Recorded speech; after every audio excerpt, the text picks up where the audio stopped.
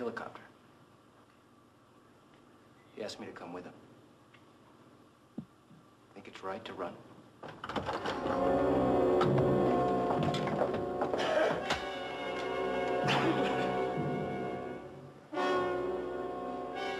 Senores, please to let me pass. Let's get into the barracks. No, please. Just let me pass. I go up to 7th floor to find my sister. Just let me pass. The people of 107 will do what you wish now.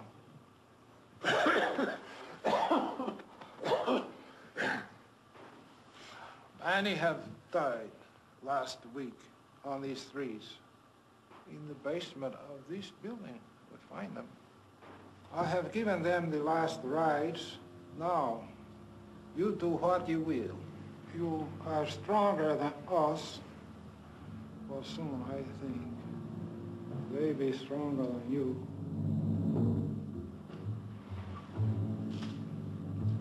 When the dead walk, senores, we must stop the killing, or we lose the war. They're still here. They're after us. They know we're still in here. They're after the place. They don't know why, they just remember. Remember that they want to be in here.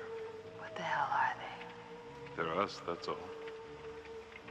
There's no more room in hell. What? Something my granddaddy used to tell us. You know Macumba? Voodoo. Granddad was a priest in Trinidad. He used to tell us, when there's no more room in hell, the dead will walk the earth. Alrighty, let's bring up first Ken Foree.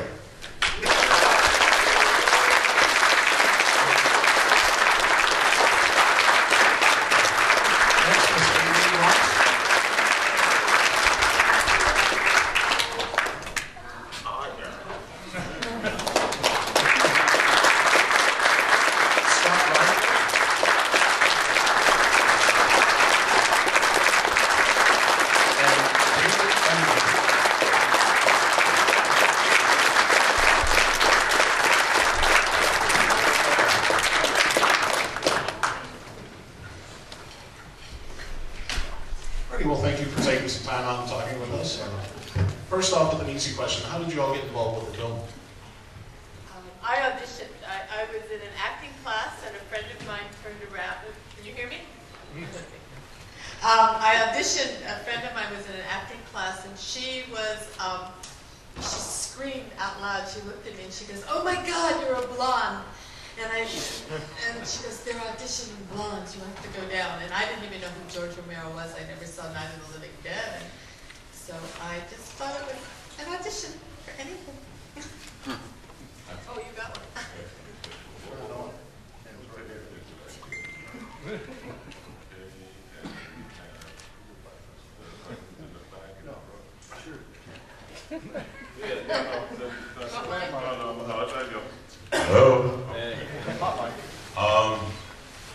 How did I get this role? Yes. Yeah. I was doing a play. I was doing off-Broadway, a place called Phoebe's, right between, it was WPA Theater between Phoebe's and CBGB's. Original stuff. And I was backstage getting dressed, we were putting on makeup, and we're doing Uncle Tom's Cabin. I think it was the first time it's been done since Harry reached stove open that day. And one of the actors, John Carrier, I believe his name was, said that they were, would I be interested in auditioning for something? And I think they had voted auditions and it might be a character I may be just right for. And I said, yeah, sure, why not? I did a Kojak before that, and a bingo long traveling all sorts of motor teams. And then from there, I went back to Broadway and started studying Michael Schumann in the acting studio, and just started, going back to my Broadway, off-Broadway roots and working there. And this opportunity. I said, well, I'll go up and see what happens. Went up, met Richard and George. They said, come up, we're gonna bring some people, other cast members. Some other people were considering audition with, in a few days with Gaylen, Scott, and David. And they had me back a week later, a few days later, and I auditioned with three other people. And they called me, and 3 or 4 days later, they said I had a room. And I was like, cool. Several of us were working in this restaurant in New York City called Lady Astor's, and I was cooking, and Scott was waiting tables and whatever. And a good friend of his was a very good friend of George's, and somehow or other through all that connection, we found out about these auditions. And being an actor, you audition. So I went up to Richard Rubenstein's office and auditioned for him. And you know, actors don't assume they're going to come up and believe me, but it did. And I was very happy to get the role. Hello. Well, I had an interesting experience. Because my first audition, when I met George, and went really well, and he kind of looked at me with this kind of butt behind his eyes, like, huh? I'm not sure. He didn't say anything right away. I went, oh, okay, I'll tell you what, I think I'm going to call you back. But I could tell there was something going on in his mind. So I went back again. I was by myself, I think, at that audition. And then he kind of looked at me strangely, and I said, so George, so what is it? He said, well, I really like and love what you're doing. It's not quite what I had in mind. And I'm considering casting this guy that you're going to be working with all the time if you do the film, who is twice your size. That guy. And I don't know why I said this, but it just came out of my mouth. I said, George, the audience won't give a shit about that after the first 5 minutes. And he laughed. And then I went, see ya. And then later on, I found out I had to park. And then I got 10. So the movie was shot at the Monroeville Mall outside of Pittsburgh, which is a working mall, still is a working mall today. What was the shooting schedule like with that location? Well, it was pretty extensive because when we were in the mall, we did all the exteriors first, and in the tenement and the exteriors outside the mall. Then once we were in the mall, we had to sleep all day and then go there at night, basically. So it was like being in the Twilight Zone. And it was really long hours, but a hell of a lot of fun. So imagine being in a mall, you know, with all these folks, and we're running around, and we have guns, and it's like all kind of fun and crazy, you know. It was exhausting, but in a great way. The problem with the mall location was that we started in November, so it was decorated for Christmas. So we had to wait till after Christmas to get into the mall. They took all the stuff down, and that's when we started working in the mall. Very cold weather. That's what I remember. How about you, Ken? Oh, gee. You know, we bring up the mall, and all I can think of, and I don't know why I had this image in my head, that they had a shooting there 2 weeks ago. Yeah. You know, and that they just took down Penny's, you know, which was the last remaining, you know, structure that had anything to do with that film. So it's kind of, and then they have a memorabilia shop that was there, and it's gone now. You know, so almost all the ribbons up. Someone said that they were, but then I guess the fans are going in and chipping off. Concrete, you know. It was an adventure. It was fun. It was, I guess, I speak for myself. I hope I'm not offending my cohorts here, but I don't think any of us had very much acting experience at the time, and I think that it was just a grand. Every day was a new experience. Something wonderful was going to happen. Something strange was going to happen. We were excited to see what was going to. You know, it was exciting. It was very, very exciting, especially for people, I guess, who were being. I think Scott and David said they were working at Lady Astor's, and I think Gaylen was doing something else at the time. I guess I was. I had very little experience as well, so I think that we kind of all were like, oh, God, this is pretty exciting, and the mall was part of it. I remember when every morning when they had to clean up, yeah. they had the cardio patients, the heart patients that walked around the mall before it opened, and we were always afraid that someone was going to turn the corner and see a zombie as a heart attack. I think Richard Rubenstein had the worst problem with that because he would have to pay. They sued him. So that's it. Yeah, no, my favorite memory of that was in the morning. It was actually the only place you could do any exercise in Pittsburgh at the time because everything was snowed over.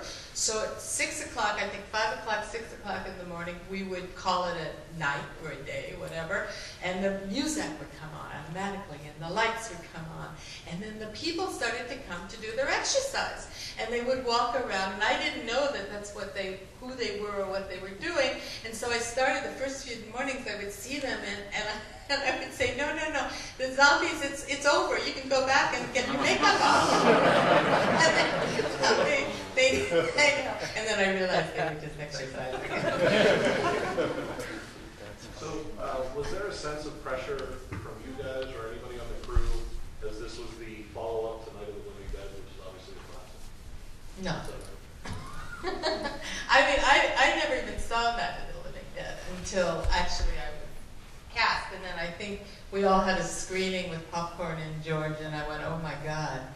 But I never got a sense of that kind of pressure. Actually, we didn't even, we really didn't know really what to expect. I mean, I don't know about these guys, but when we finished the film, and we thought, wow, we're starring in this major feature film with George Romero, and except for a few critics like Roger Ebert and some others, people, they didn't consider it a real film. They considered it something, marginalized, and so they didn't take it seriously, even though it was a big deal for many, many people who were waiting for that sequel. But then it hit number 2 in box office receipts and Variety. And yeah. Number one, David. Was it one? One the first week of month, number 2 the second, and number 3 the third. So it's wow. 1, 2, 3. Something was done right. Just so you have any pressure following up? Oh, no, please. To an actor, unless you're doing an iconic role made famous by somebody like Robert Redford or somebody like that, a role is a role to you that is individual. Mm-hmm. And it's just another acting job. And so it was just, the challenge was just, because I'd never done a full-length feature. And the way you skip back and forth and bounce around, you have to keep track of where your head was a month earlier. And that was the adventure in it, and I loved it. I didn't feel any pressure. The only thing is that when I got the script and I read it, I went, oh my God, this is disgusting. and the script was like over 200 pages, wasn't it? Yeah. The original? Yeah, and normally the script is around 90 to 120 pages. So it was a pretty massive undertaking. Go ahead. I knew Dwayne Jones. We were in the same activist group in New York. It was a theater.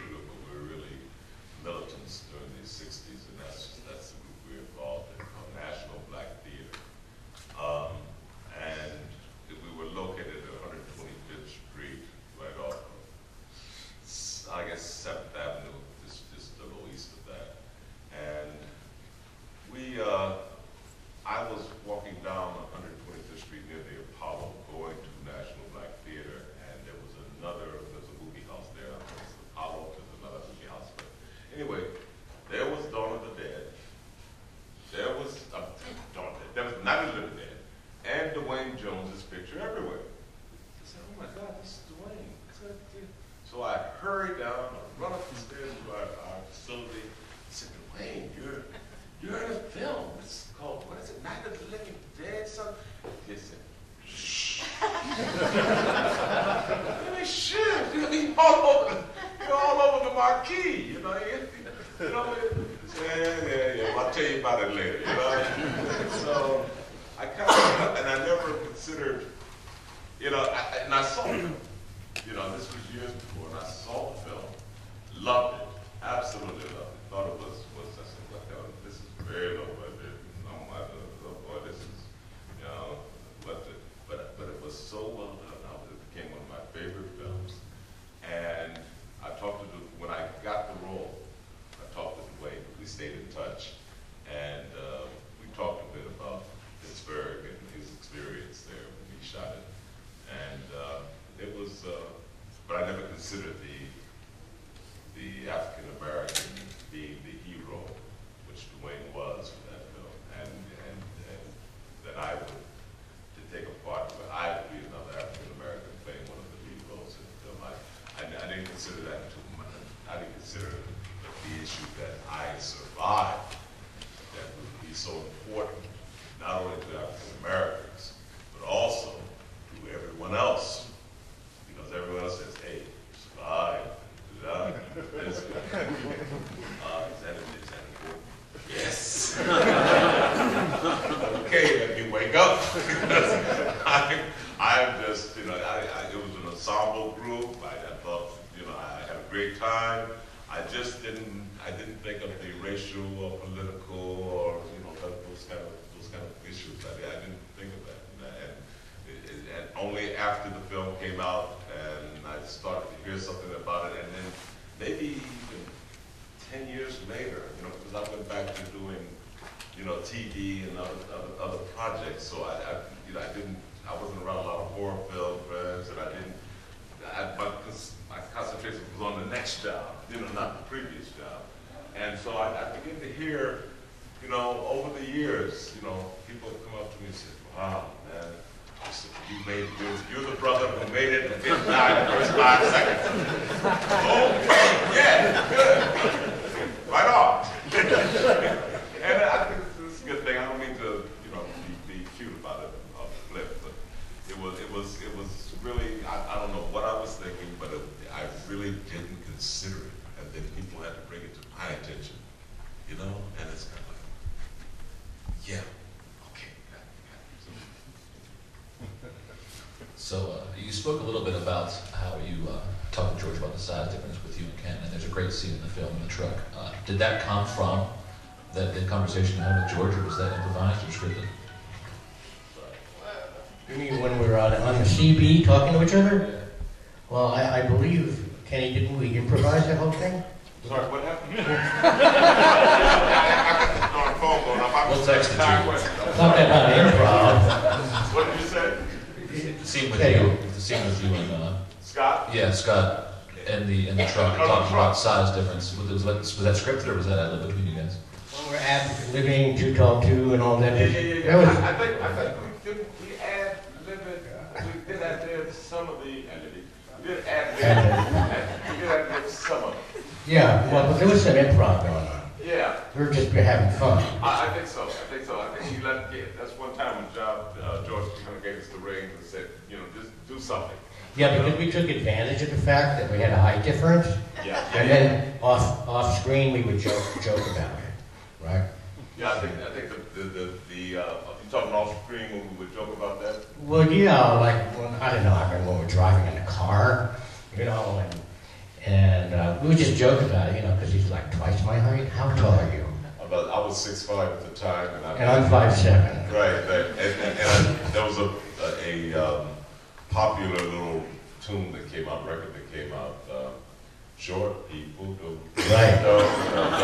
It just came out at the same time. So he would say something, and I think one day he said something about, I don't know, we went back and forth about a lot of things, but I think we went back about big and tall and short. Oh, right, that's right. And we were in the car, and I just turned to him and I said, "Sure, people." I started singing a song, and I think I won the bet on that day. I think Kenny thought, you know, I'm joking with you now, okay? Thought I would be intimidated by him, but no. No way, I may be little, but I'm quick. No, if you see the guy kick that zombie in the film, you see he's quite capable. So he was a stand-up partner, and I was in the same situation to get up on my back. Except when he goes a little bananas, but other than that, he's quite capable of handling himself. Can I add a tidbit about David? So the irony, you know, with all the weapons and the shooting and the blah, blah, blah. Actually, David was in Vietnam and actually knew how to do all that. You know, but he gets to play the zombie and I get to play the sharpshooter. Right, David? Yeah, and I couldn't hit the broadside of a barn. That's acting.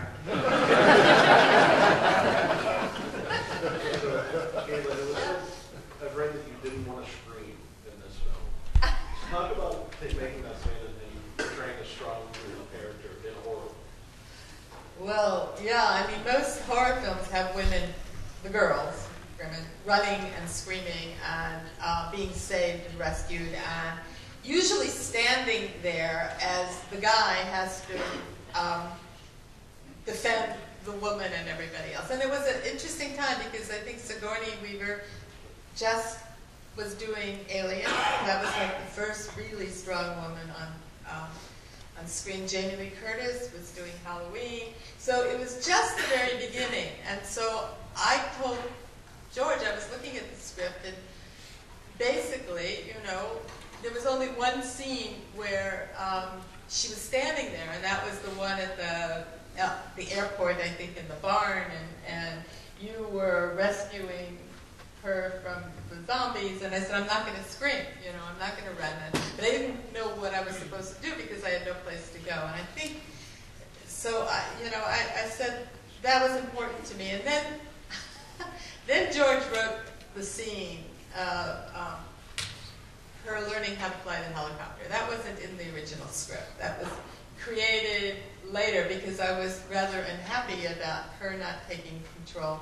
And he said, okay, so that was the scene that came out of it. It was, I would have made you all breakfast, but I don't have my pots and pans. And I got to learn how to fly that helicopter. So that somebody had to fly it at yeah. the end. Well, we weren't supposed to live in the end, originally. We were supposed to. It was very sad. We were very sad for ourselves. You know, Ken had to shoot himself in the head, and then I had to go put my head in a helicopter blade. But luckily, we flew away. So, talk about the zombie makeup and after you transformed. How was that? How was the effects and your time in the chair? How did you feel about that, guys? Well, I didn't be a zombie until the end of the shoot. And for 2 months or whatever it was, we would all gather in this big empty space down in the mall where craft service, costumes, and just a place to congregate. And then they would say, okay, the following people, and they would lead them off somewhere. But in there, George had already told all these extras, look, be somebody as a zombie. Come up with something. Don't just flop around. Be something noticeable. So all these people, hundreds of people over the month or 2 months, were coming up with all this imaginative stuff. And I'm watching them all back in that room going, I'm a dead man. These people are so good at this, what the hell am I going to do? And I just basically said, okay, David, there's an acting problem. What happened to this guy? Show it. And that's basically it. You know, in the back of my mind, I've been a horror movie fan since I was a little kid.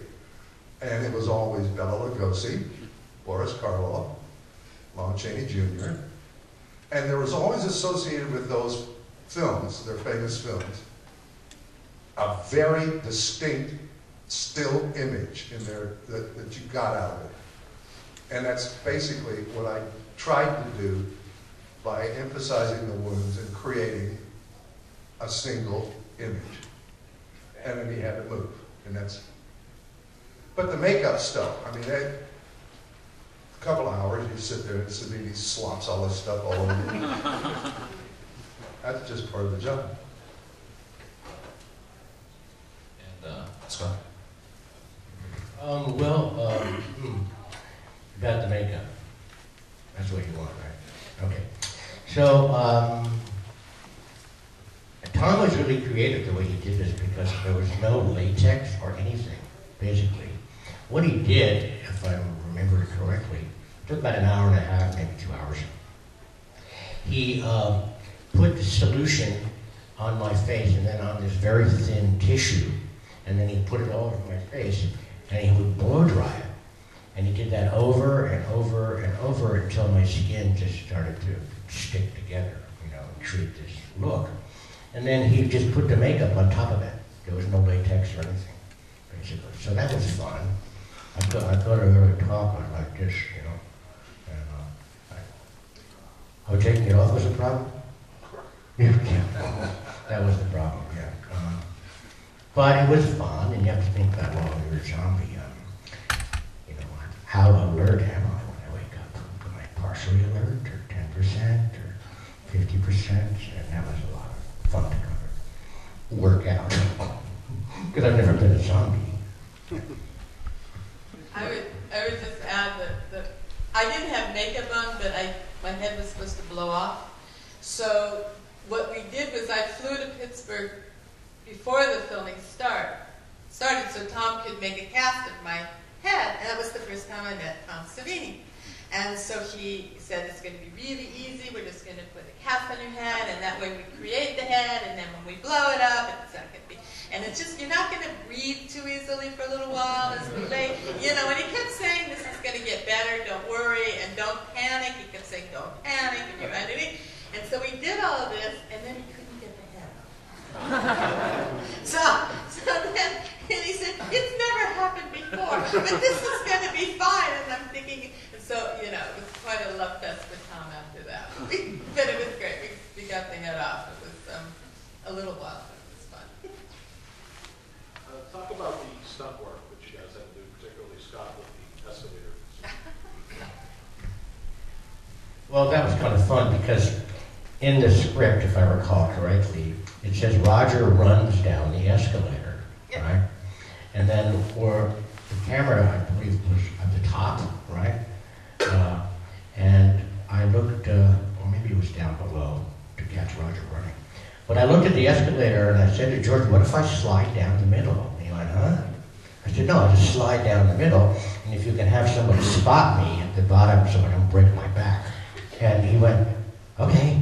I mean, that's how, you know, any idea that he thought would work, he would just include it. You know, that's why it was so terrific to work with him, because he would give you a great deal of space as an actor, but also because he's so organized and know what he's doing. Next, he's able to do that, to include other ideas, basically. And then, I guess the other stuff was, well, running around, dropping out of the ceiling. I love doing stuff like that, you know. I was probably in better shape then than I am now, but it was really fun. I just want to say one thing. You will never, ever again find an escalator that you can slide down. And they put all these things down the middle there, which I call Reiniger bumps. I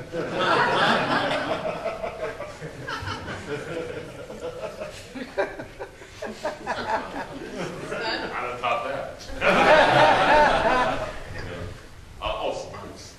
Oh God. God, there were so many crazy things. You know, when you're young, you know, in your 20s, I think we were all in our 20s at the time. You know, I think your cubes, you can do a lot of things.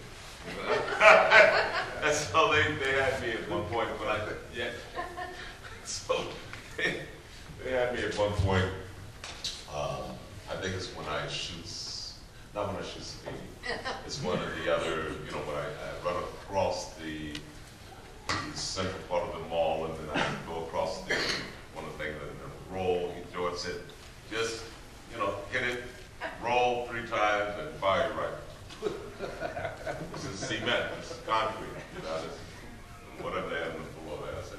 Absolutely.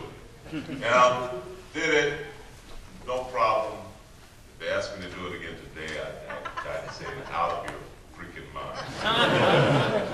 But yeah, and then there was an interesting, just one more thing, there was an interesting,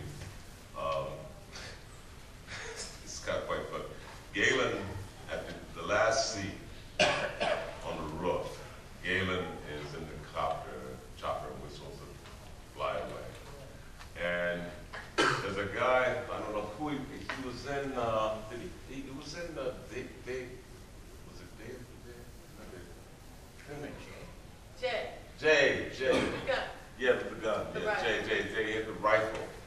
And we rehearsed it, and I kicked him a few times, you know, and I studied martial arts at that point. I was studying martial arts. And so I tried to pull back, but I must have hit him a lot. And he said, oh, you hurt him. Hurt him. I said, okay. So we shot it, and I kind of pulled back even more, and then all my friends who saw it in the martial arts class said, what kind of freaking kick was that for? I said, okay. And then I grabbed the helicopter, and it said Gaylen's about, I guess, arm length, about 10 feet up it is, something like that. And I was able to get a good grab hold with my, you know, stretching out 6'5", so I just made the runners. And I started to pull it. And I'm pulling the helicopter, and the pilot who's going, he's going, really? What? Let go of the helicopter, idiot! You'll kill everybody. Prove yourselves here. Oh, boy. I said, yeah, maybe I should be pulling the damn runners of the helicopter. There was some interesting stuff. And like I said, when you're young, you can do any of that stuff. And I had it. That's why I say it's such a great adventure, because I think David, fighting out of the barn and that kind of thing, tumbling. He was there with Scott coming down the elevator and other things. I think, I'm not sure if Gaylen, what stunt should be. Well, it wasn't quite a stunt, but it could have turned into one. There's the ice skating scene. Yeah. So, because we were all young actors, and when you have a resume, you're supposed to put special talents on the resume. And you just put talents, you know, like we could speak fluent French, and we could ride, you know, horses at 90 miles an hour gallop, and I ice skated when I was like 5. So, what ice skating? So we're sitting around the mall, and George is looking for other shots that evening, and it was quiet, and I'm just sitting there, and he comes up to me, I'll never forget it, and he goes, you know, Gaylen, you said you ice skate, right? And I said, yeah, and he goes, okay, that's what we're going to do tonight. We're going to ice skate, and way at the other end of the mall was an ice skating. So he says, we're going to finish up this shot, then we'll strike the lights and the setup, and then we're going to bring all the crew over to the ice skating rink, and we're going to film you skating alone. And I thought, oh, this is going to be great. So I go running over to the ice skating rink, and this poor guy who has the rink, I said, you got to teach me to skate in like a half an hour. And he said, really? No, you really have to. So he put the shoes on me, and luckily it was an MOS scene, so there was no sound. So all the crew started coming in on the ice, and there was like the camera and the lights and George is going, okay, so skate. And so I'm literally going off the rink, and the guy was coaching me off the side, going, stand up, don't look around, go step your feet. So the whole time, if you were to hear the sound, is this guy getting me across the rink so George could get 20 seconds on film. And that was the last time I ever put anything like that on a resume. So was there any scenes that you guys filmed that you wish would have made the final cut that didn't? No. Yeah, how was David, you and I were, people ask me this, we went to a screening, the first screening. I think we were, I don't know where David and Scott, they went.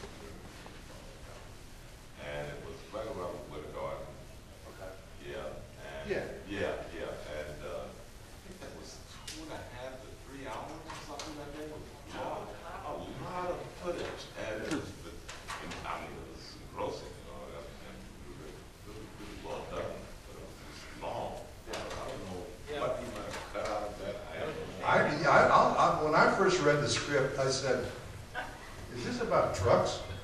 I mean, there was so much stuff in the script about moving the trucks around. And well, here comes the convoy of trucks. Yay. I'd seen, as I said, so Night of the Living Dead, and I thought it was, you know, a gory scene with the car catches fire and they stick their hands in and, you know, eat the flesh of those two people. I said, oh, this is disgusting, but well done, well done. And then I read the script for Dawn, and I said, this will never play. Wow, yeah, this is too gory. The censors would not let this in the country. And how wrong I was about that. And they didn't have problems. It wasn't rated. Yeah. So, and I thought, and again, you guys remember, and I don't want to take up too much time, but you guys remember when we had that press conference on the east side of Manhattan in the 50s, and then Rex Reed, Ronald Barrett, maybe that's just going to be one of those guys came, the top reviewers in the city, in New York at that time, came, and then they had all these other people there, and they said, you know, it was a very nice hotel, I guess it was, and there must have been as many people there as there are here, and certainly the top reviewers in the city, I mean, in the nation. And we got a lot of press, a lot of, I mean, we opened in New York City at the Winter Garden. Around there, yeah. No, at the Winter Garden. At the Winter Garden, no. That was where we opened, because I was doing a play. Yeah, 47th and Broadway. That's right. Big theater. Yeah, and the major theater, and then on the east side at the Embassies or something. I remember when the mural was being painted. Those days they actually painted murals up there, and I saw, oh my God, our faces are going over Times Square. I was doing a play with Jackie Harris, Kathy Alexander, Bill Pickens, and I know you know who these people are because you see them on television all the time, right? You know Kathy Alexander? Oh God, guys, you see her. She's in every series that she was in News Radio. Black Woman News Radio. Now you've seen her in all these other things. Let's see. Yeah, she was in, oh, never mind. Yeah. Anyway, we were doing a play, and Jackie and I we had a scene, and we rehearsed down on 42nd at the old bus terminal, who was abandoned at that point. And we had a couple rehearsals down there, because we need some more help rehearsal space, and we were doing a play for Hazel Bryant's Theater, which is right across from Lincoln Center, and that's where we put on our plays. And Jackie and I were walking from the rehearsal at 42nd and 9th and 10th up 7th from Broadway to 49th. And we passed the Winter Garden. And there we were, and there my picture is out there and the rest of us. And Jackie said, oh, Ken, you're a star. Star? You're a star. I said, Jackie, we're walking because we can't afford a bus. Can't pay to be right now. So yeah, it was, I think we had we got, my point is that even though you guys love the film and you passed it along generationally, you know, by decades to each generation, your grandchildren or your children have seen it, you probably were introduced to it, some of you, by your parents or your uncles or something. I lost a lot of friends because when we had our premiere in New York, there was I don't know if you talked to the woman, she's from New York Times, and she was the interviewer, she was the reporter, and come on, that's my niece trying to get in here. And she asked me, she said, how do you feel being involved in a film where you slaughter children? This is at the premiere, sitting at not after the film, sitting at the party. How do you feel? I said, this is fantasy. It's a film. You know, and I lost friends. I mean, there were people who said, oh, you're in that movie. or you do that kind of movie. And there were people who were in my acting class who never spoke to me again. Who walked away, never spoke to me again. Came to see a screening and looked back at me like looked back as they were leaving like I was some kind of bad. And going around to agencies when this movie opened, I was going around all these agencies saying, I got a movie that just opened, you got to go check it out. It's doing extremely well at the box office. And they look at me and go, what am I going to see a movie like that for? They probably still haven't seen it. Well, they would now. I mean, the idea that we're sitting here talking about this now in a period where Walking Dead is now what, in its fifth season, and it's iconic. I mean, and it's normal in American popular culture, and of course, none of that could have been possible if not for George Romero. Not us, but for George Romero.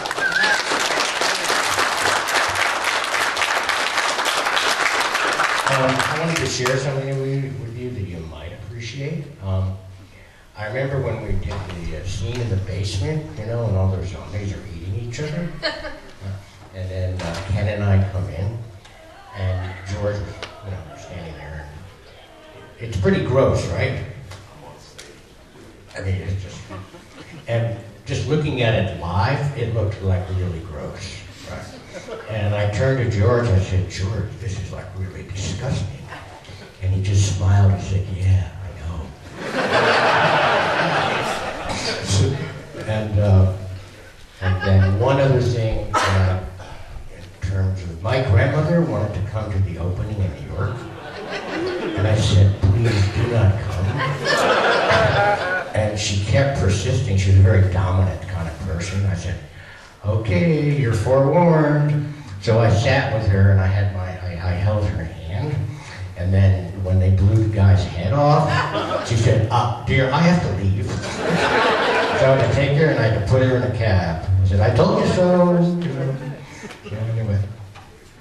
I just wanted to say, with all the bloodfest and the eating and the gore, that, George had this heart, that we'll never forget the nun moment where the nun gets caught in the door at J.C. Penney's, and I said, okay, great, I can shoot her now. And he goes, no, you can't. It's a nun. So I said, but she's dead. And he goes, no, but she's a nun. So he said, you have to let me go. So we did. One last question from us before we take two questions from the audience. What did you guys think of the remake of Dawn of the Dead, and weigh in on slow versus fast songs? Well, they suck. I wasn't in the remake. I didn't want to be in the remake, and well, it wasn't my choice. No, I mean, I think that all I can say about the remake is that George didn't do it.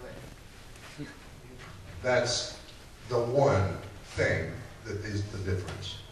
George didn't write it. There's the difference, and it shows. What I was glad about the remake was that they didn't try to emulate or imitate George's humor or his social commentary.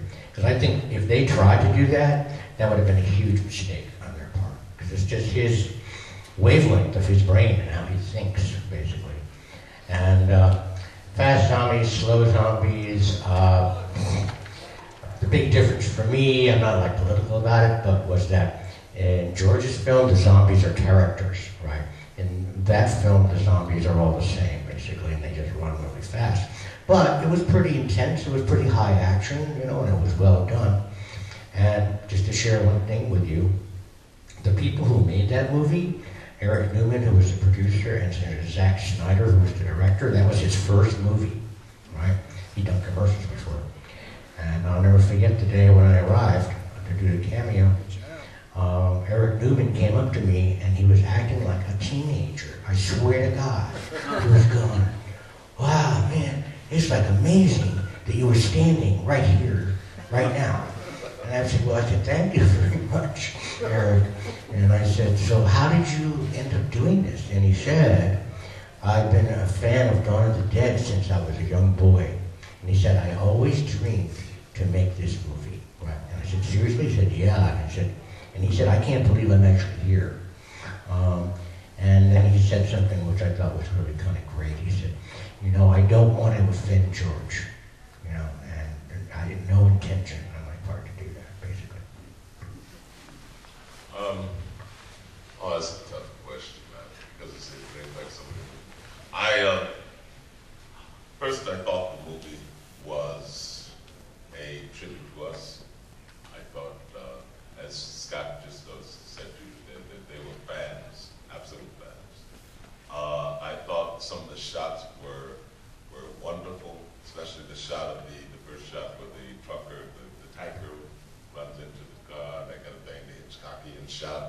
I thought the same crane shot when the bus left the mall was fantastic. Really when all the zombies converged around it. Just great shots. And I thought the acting was very good too. I thought that the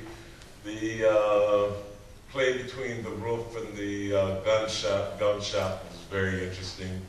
I felt that they did not spend enough time in the mall. I thought that was, I said, we're out. You know, there's not enough there. And just to piggyback on what Gaylen said, and some of what Scott said, this, you know, the zombie craze, even though we you know, it was Night of the Living Dead, Dawn of the Dead, Day of the Dead. There's something mentioned about zombies in almost every venue, every commercial. I hear it briefly. Someone mentions zombies. The Walking Dead is just one example. And I think we do owe, and all the filmmakers, I think there's a zombie film made probably every month. You know, somebody's basement, somebody's, you know, a major film. I'm shooting a film next month in Serbia, and you know, it has zombies in them. So there's always something being done about zombies accepted in our society today, and that is because of not our film, not Day of the Dead, not The Walking Dead. It's because Night of the Living Dead captured the imagination and the curiosity and was appreciated by the world. And Dwayne Jones, I give credit to Dwayne Jones and George Romero for making that a film that has influenced the zombie culture that we live in today. You remember not all that long ago, everything was vampires? Where'd they go? Hey, whoa, before we go, people told me, I go to the American Film Market, and they have all the vampire and the Twilight and all that. And you know, this was about 6-7 years ago. And I'm out there and I'm pushing some product, and they say, well, zombie films, nobody wants to deal with zombies. The zombies don't sell. I said, no, we can't sell zombies. The zombies are finished. You know, it's all vampires and that kind of thing. Now we have The Walking Dead, we had World War Z, we had whatever else has been out there. Commercials. You know, hey, commercial. Every commercial, come on, we got commercial. Hey, no more zombies today. We have to turn you off. You know, we got everything. So we owe this man in the other room not only a lot of credit, but also, you know, the man is not a god, but he certainly is a creative genius, and he struck upon something that has influenced us worldwide. Because I get it from everywhere. That's Shaun of the Dead. Right. Why would they use my name? These guys were fans of it, you know. They loved it because of what I did in Dawn of the Dead, because Dawn of the Dead reached them. And this, you know, and I just, that's it. I just think it was a great film, and I think that I want to thank all of you, and I'm sure my co-stars here would like to thank all of you for being fans, and for being part of a fan base that has surprised us and kept us in places like this for 30 years. You know?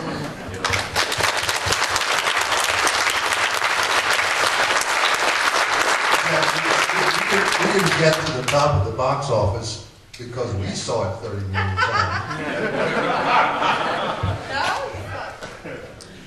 Anybody in the audience have a question? We only have two, which if I were you guys, I'd be very pissed. You talked a little bit about, I gotta stand up. You talked a little bit about the original suicide ending of the film. How much of that was actually shot? All of it. It was all on film? Well, yeah, but it's somewhere lost. We don't know. Nobody. I've seen it. Yeah, we've seen it. And it's, All I can say is that there are so many various comments about what happened with that film between myself, the other cast members, and George. I know they shot Gaylen's. I know they did a test with hers and put her that we same shot cover. it. It was a night. I'll never forget. It was a night. It was snowing, and we were on the roof. And you shoot yourself. No, I never shot myself. You had a gun. I had a gun to my head. But Right. We don't see that. I never shot. I never shot it. I never shot any blood. I didn't squibs. But that was the assumed ending for you. The assumed ending. And then they actually did the scene where they did the chopper, you know, the effect, and then it was gone, right? Right. They took the same dummy that they used for Bully. The guy got the shotgun blast, right. And they put your head on top of that and stuck it up in the helicopter blades, and that was your end. Right? That's as much as I know. But I think George has another kind of idea. I mean, of course, this is the right idea. You know. It was just too sad. Yeah, that was it.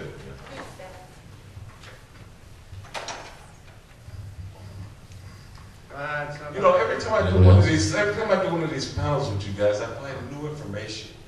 It's kind of like it's just not, you know, it's little tweaks out. Most of it's generally the same, but sometimes there's little tweaks here and there, and they say, wait, did that really happen? Or how did that happen? It's always interesting. After all these years, yeah, good. Yeah, this question is for all of you. What is your opinion on Walking Dead? And have any of you been approached as a cameo? Ooh, good one. I've never seen it really, so I'll pass. I went to the second season premiere, and I saw that. I just channel surfed and a little bit. I think I saw the first episode also in season 1 by channel surfing, and after that, I haven't been able to connect with it, and I wouldn't do a cameo in The Walking Dead. Absolutely not. That's not.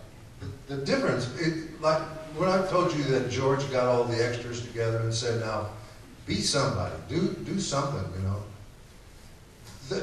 Their makeup was not all that drastic, but the vast majority of our zombies wasn't all that drastic. But they were interesting to watch. And they're not just a big treat for the makeup department, you know. And that's, I've never seen Walking Dead, I'm sorry. I've seen it, and I think it's really well done, actually. And I've seen it, I don't know, maybe 6, 7 times. And the way it's produced, and the way it's directed, and the stories, some are stronger than others. But with regard to the makeup, Greg, you probably know this, Greg Nicotero and his company KB do all the makeup for that series. And Greg Nicotero, I think, started on Dawn of the Dead. There's this thing, there's Tom Savini. David. I'm sorry, thank you. Yeah, well, we met him during Dawn. And now, so he's, you know, major makeup guy in the film industry. He doesn't do just horror stuff. He does all kinds of stuff. So who's responsible for that? George. All right, well, it's 1 o'clock. Everybody give it up for the Dawn of the Dead.